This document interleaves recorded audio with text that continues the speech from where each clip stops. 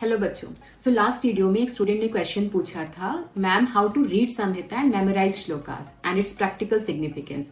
तो मैं इस क्वेश्चन का आंसर भी आपको 3 पार्ट में दूंगी। First, is it important to memorize shlokas? Second, if yes, what are the steps to be followed?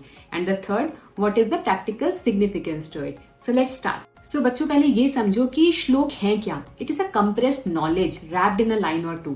Each word or each line has a deep wisdom to it, is a deep significance to it, जिसको हम commentary से या टीकाओं के through समझते हैं। तो अगर श्लोक का अर्थ आपने इन डेप्थ समझ लिया है और इम्पोर्टेंट पॉइंटर्स या कैरेक्टरिस्टिक आप मिस नहीं कर रहे हो, तो वर्ड बाय वर्ड श्लोक को याद करना is not important at all. Having said that, ask yourself कितने दिनों तक आपको वो श्लोक याद रहेगा या उसके कैरेक्टरिस्टिक याद रख पाओगे।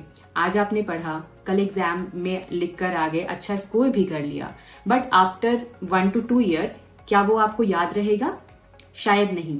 सो ऐसे श्लोक जिनका प्रैक्टिकल रेलेवेंस है क्लिनिक सेटअप में, उन श्लोकों को आई स्ट्रांगली रिकमेंड कि आप जरूर याद करें। For example, if you're a first year student, तो दोषों के स्थान, 6 वृद्धि के लक्षण, धातु प्रदोषज विकार, etcetera etcetera. Now the question is how to memorize these important shlokas. First, सबसे पहले श्लोक को समझो। Don't start with just repeating. ये समझो कि वो श्लोक किस कंटेक्स्ट में कहा गया है, उसका क्लिनिकल सिग्निफिकेंस क्या है, उसकी मीनिंग समझो, और अगर उस पर कोई स्पेसिफिक टीका है तो उसको भी पढ़ने की कोशिश करो।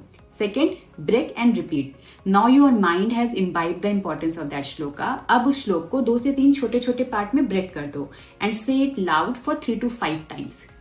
Third step, while you are speaking it loud, उसको रिकॉर्ड कर लो and whenever you are free या आप वॉक कर रहे हो या आराम कर रहे हो तो उसको सुनो। Fourth step, when you feel you have memorized that shloka, उस श्लोक को किसी फ्रेंड को समझा दो या उसको 2 से 3 बार कहीं पर लिख लो। And the last step is every night before going to sleep, take 5 minutes उस कॉपी को खोलकर श्लोक को रिवाइज कर लो। अगर वीक में आप 3 से 4 श्लोक भी याद करते हो तो by the end of the 3 month आपके पास एक आपकी पर्सनलाइज क्लिनिकल श्लोकास की बुक होगी, which is going to help in your clinical practice a lot. So third part is what is the relevance of these shlokas. So इन श्लोकास की importance हमें तब समझ में आती है जब हम क्लिनिकल प्रैक्टिस स्टार्ट करते हैं, जब आप हिस्ट्री लेते हो, डायग्नोसिस करते हो या ट्रीटमेंट प्रोटोकॉल डिजाइन करते हो, तो subconsciously your brain recall all these shlokas which helps you a lot. For example, मेरे पास एक पेशेंट आई थी जिनको एक्सट्रीम वीकनेस की कंप्लेन थी, पैल्पिटेशन होते थे, 3 से 4 सीढ़ियां चढ़ने पर थक जाती थी और लाउड साउंड टॉलरेट नहीं कर पाती थी। उनका cardio respiratory panel was fine, blood parameters was okay, ECG normal था, she was taking multivitamins, but उन्हें आराम नहीं मिल रहा था। बट अगर आप रिकॉल करो रस 6 के लक्षण, दैट इज घटते सहते शब्दम ना उच्चति द्रवति शूलिते हृदय ताम्यति स्व अल्पचेष्टस अपि रस 6। तो ये पेक्यूलियर रस 6 के लक्षण हैं और पेशेंट को मैंने सिर्फ रस 6 की चिकित्सा की and patient was 80% relieved in 7 days। So I hope अब आपको श्लोक का इंपॉर्टेंस समझ में आ रहा होगा।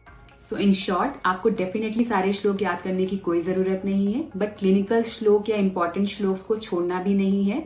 अगर आपको इसके अलावा कोई और क्वेरी है तो आप कमेंट सेक्शन में पूछ सकते हैं विदाउट एनी हेसिटेशन। एंड अगर आपको ये वीडियो अच्छा लगा हो तो don't forget to subscribe and share with your friends. Stay tuned for more and stay inspired.